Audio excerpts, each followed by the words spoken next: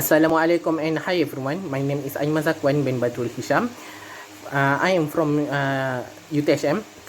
My metric number is AA241170.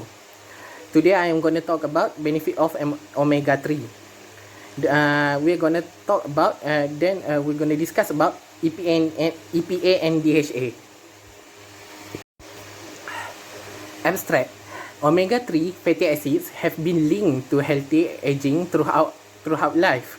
Recently, fish-derived omega-3 fatty acids, EPA and DHA, have been associated with fetal development, cardiovascular function, and Alzheimer's disease. It was also because our bodies do not efficiently produce some omega-3 fatty acids from marine sources. So, it is necessary to obtain adequate amounts through fish and fish oil products. Studies have shown that EPA and DHA are important for proper fetal development, including neuronal, retinal, and immunity function. Introduction. Omega-3 long-chain PUFA, including EPA and DHA, were dietary fats with an array of health benefits. There have been inside of many parts of our body, including cell membranes, and play a role in anti-inflammatory process in the viscosity of cell membranes. EPA and DHA are essential for proper fetal development and healthy aging. DHA was a key component to all cell membranes and was found in many parts, such as in our brain and retina. EPA and DHA and their potential and health benefits. EPA and DHA are essential for proper fetal development and healthy aging. DHA was a key component to all cell membranes and was found in many parts of our body, such as in our brain and retina. EPA and DHA were also the first of several metabolites that are potent to lipid mediators. They are also considered by many investigators to be used in the prevention or treatment of several diseases.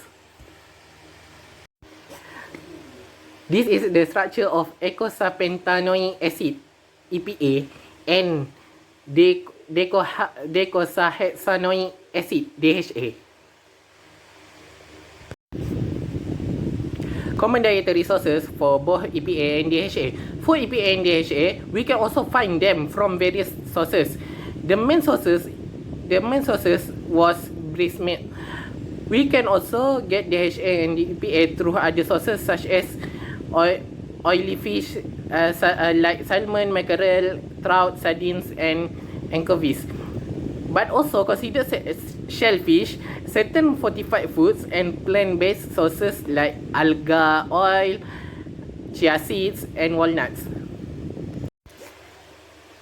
Analytical techniques that we can use to measure EPA and DHA levels in food sources. There are various techniques, analytical methods that can be used to study the fatty acids in oil and foods, such as infrared spectroscopy, capillary electrophoresis, high performance liquid chromatography, and gas chromatography have been used for more than a decade to analyze fatty acids. To ensure the analytical approach used for a specific test is sufficient for its intended use, method validation and development are also required. Analysis comparing dietary intake and of EPA and DHA versus supplements. For some health conditions, the evidence for benefits from seafood, such as fish and shellfish, is stronger than the evidence for omega-3 supplements, such as other nutrients in food besides omega-3 may play a role in its benefits. There were also some of the benefit of seafood may result from people eating it in place of less helpful foods. There is also evidence that people who eat seafood have more healthier lifestyles. It was also supplements offer a more concentrated and potentially higher dose. While dietary sources provide a wider range of nutrients and often preferred for overall health to our body. In conclusion, omega-3, PUFA, EPA, and DHA are important throughout our life, and are a dietary necessity found predominantly in fish and fish oil supplements. The omega-3 fatty acids, EPA and DHA, are also essential for proper fetal development, and supplementation during pregnancy has also been linked to decreased immune responses in babies, including decreased incidence of allergies in babies.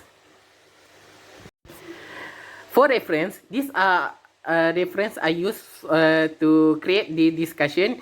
To create this discussion, you guys can take a while to search and use this opportunity to make more research and get more ideas and know more knowledge. That's all for this discussion, and thank you very much for people who watch this video.